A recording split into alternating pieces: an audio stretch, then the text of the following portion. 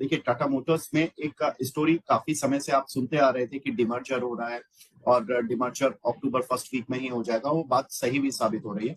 Passenger vehicle और commercial vehicle ये 2 unit है कंपनी की और इन दोनों का डिमर्जर हो रहा है और डिमर्जर 1 अक्टूबर से लागू होगा और 1:1 के शेयर का रेशियो होगा, यानी कि जिसके पास टाटा मोटर्स का एक शेयर है उसके पास पैसेंजर व्हीकल का भी एक शेयर होगा, कमर्शियल व्हीकल सेगमेंट का भी एक शेयर होगा।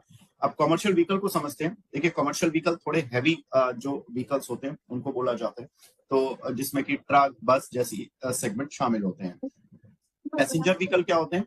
पैसेंजर व्हीकल हैं जैसे कि कंपनी की कार हो गई, जेएलआर जो कि इनकी पूरे रेवेन्यूज में टाटा मोटर के कंसोलिडेटेड रेवेन्यूज का करीब 70% कंट्रीब्यूट करता है जेएलआर। ईवी हो गई, जो electronic vehicle car company launch कर रही है और काफी कुछ कर भी चुकी है।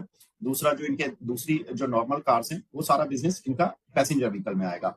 अब पैसेंजर बिजनेस में देखिए सुनने में अच्छा है कि पैसेंजर व्हीकल जेएलआर है, ईवी है, कार है, वहां पर मार्जिन है 4% और कमर्शियल बिजनेस में मार्जिन से 12%।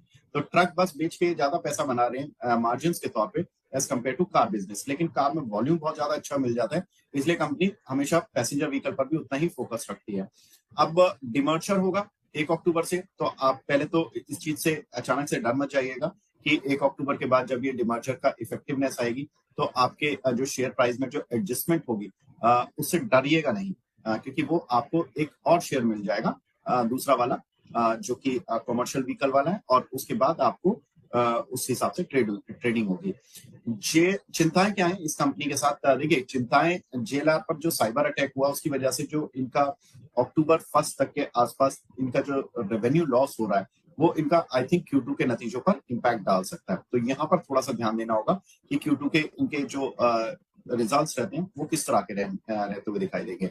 MOSL कह रही है कि इनकी जो वैल्यूएशन है उसके जो एस्टिमेट्स हैं वो कुछ इस तरह के कि FY 26-27 में इनकी अनुमानित ईपीएस यानी कि इस फाइनेंशियल ईयर में जो अनुमानित ईपीएस है वो करीब 46 रुपीज की है और नेक्स्ट ईयर करीब 52 की हो जाएगी।